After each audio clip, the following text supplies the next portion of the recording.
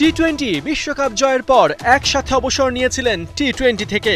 টেস্টেও দুজনে রিটায়ারমেন্ট নেন 5 দিনের ব্যবধানে। ভারতের জার্সিতে যে ওয়ানডে ফরম্যাট বাকি ছিল, এখন সেটাকেও বিদায় বলার কাছাকাছি রোহিত শর্মা ও বিরাট কোহলি। ভারতীয় ক্রিকেটে ব্যাপক গুঞ্জন।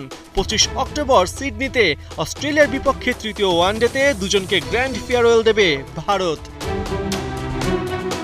যদিও বিসিসিআই জানিয়েছে রোহিত কোহলির অবসর ইস্যুতে নাক গলাবে না বোর্ড।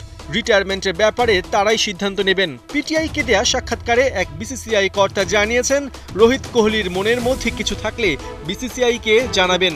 ইংল্যান্ড সিরিজের আগে দুজন তেমনটাই করেছিলেন। তবে এই মুহূর্তে বোর্ড শুধুই টি-20 বিশ্বকাপ এবং তার প্রস্তুতি নিয়ে চিন্তা করছে। এশিয়া কাপে সেরা দল পাঠানো হবে, সবাই যাতে ফিট থাকে সেটা দেখাই বোর্ডের প্রধান কাজ। অবশ্য মুখে রোহিত কোহলিকে নিয়ে মধুর কথা বললেও ভেতরের খবর একদম উল্টো।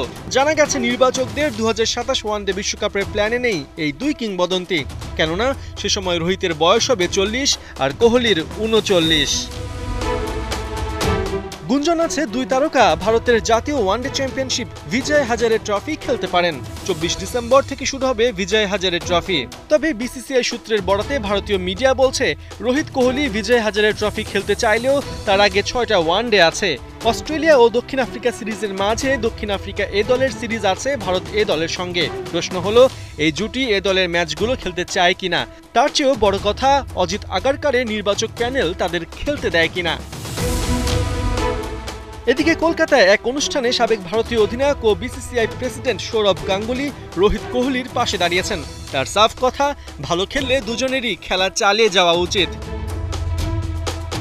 এখন দেখার বিষয় ভারতীয় ক্রিকেটে রোহিত কোহলির শেষটা কোথায়, কখন আর কিভাবে হয়।